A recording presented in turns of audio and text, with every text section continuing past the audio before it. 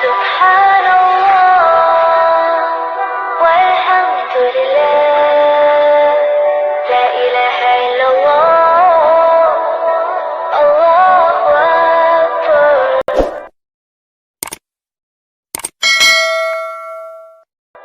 پیارے ابو سعید رضی اللہ تعالیٰ عنہ بیان کرتے ہیں سید دو عالم صلی اللہ تعالیٰ علیہ وآلہ وسلم نے ہم کو فجر کی نماز پڑھائی اور منبر پر رونق افروز ہوئے اور ہم کو خطبہ دیا حتیٰ کہ ظہر آ گئی. آپ علیہ السلام نے منبر سے اتر کر ظہر پڑھائی، پھر منبر پر چڑھ کر ہمیں خطبہ دیا حتیٰ کہ عصر آ گئی. پھر آپ علیہ السلام نے اتر کر عصر پڑھائی، پھر منبر پر چڑھ کر ہمیں خطبہ دیا حتیٰ کہ سورج غروب ہو گیا. پھر آپ علیہ السلام نے ہمیں وہ تمام چیزیں بتا دیں جو ہو چکی تھیں اور ہونے والی تھیں، یعنی ما کانا و ما یکون کی خبریں دیں. سو جو ہم میں زیادہ حافظ تھا وہ زیادہ عالم تھا.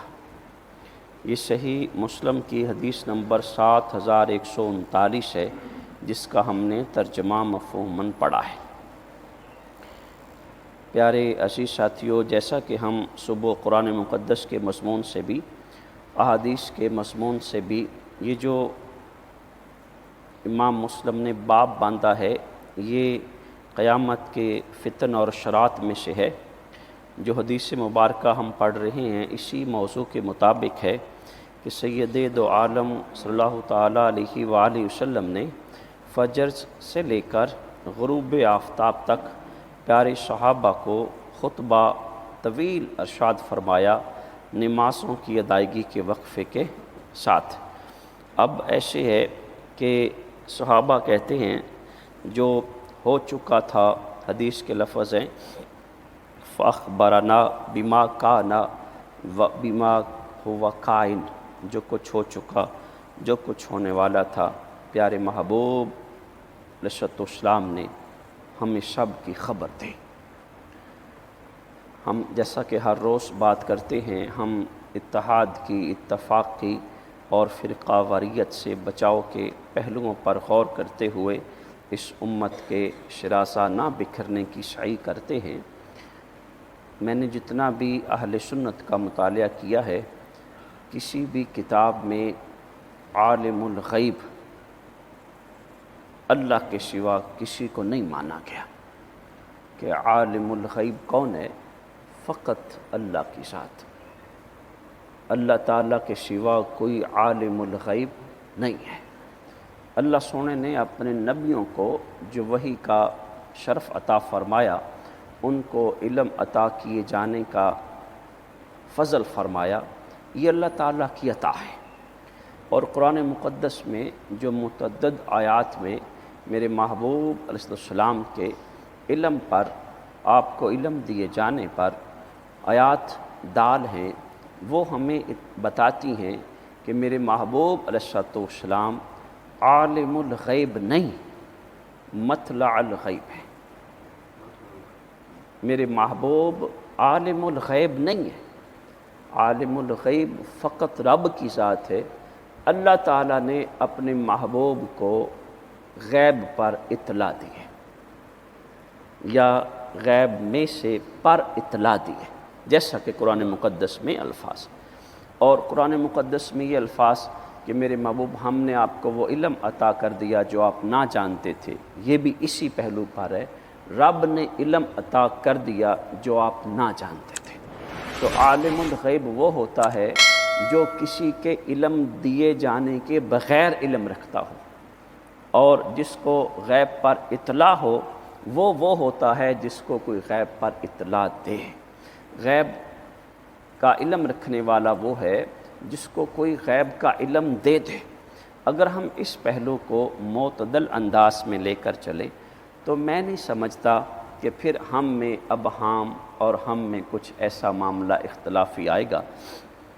بہت سی احادیث مبارکہ جن میں واضح طور پر یہ پہلو نہیں ہے کہ اللہ سونے نے محبوب اسلام کو وحی بھیجی کہ میرے محبوب یہ معاملہ ایسے ہے.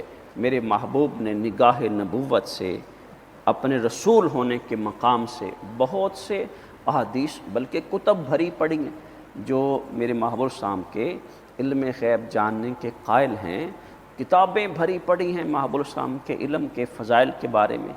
اور جیسا ہم جانتے ہیں کہ اللہ سونا جب قرآن میں ارشاد فرماتا ہے کہ میرے محبوب آپ غیب بتانے میں بخیل نہیں ہیں، تو ہم جان لیں اللہ سونا اپنے محبوب کو علم عطا فرمانے والا، بس بات ختم۔ یعنی اس کے آگے نہ جائیں، اس کو نہ کم کریں نہ زیادہ کریں۔ اللہ سونا نے اپنے محبوب علیہ الصلوۃ والسلام کو علم عطا فرمایا، دینے والا رب ہے، لینے والا اس کا محبوب۔ اور ہم بحث میں حتیٰ کہ جو علم غیب کے قائل نہیں ہیں وہ ان کے بارے میں کیسے کیسے فتاوی جات ہیں، جو علم غیب کے قائل ہیں ان کے ساتھ کیسا کیسا معاملہ ہے۔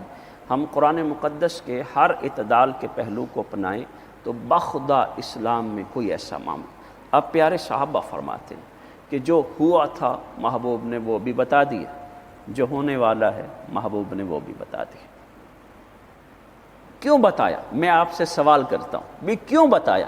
بھئی آپ اللہ کے رسول ہیں، آپ اللہ کے پیغمبر ہیں، آپ کو رب نے نبوت عطا فرمائی ہے، رسالت، آپ اللہ کے رسول ہیں، اور آپ کے پاس کتنا علم ہے، اللہ نے کتنا دیا ہے، یہ تو میں کیسے ماپ سکتے؟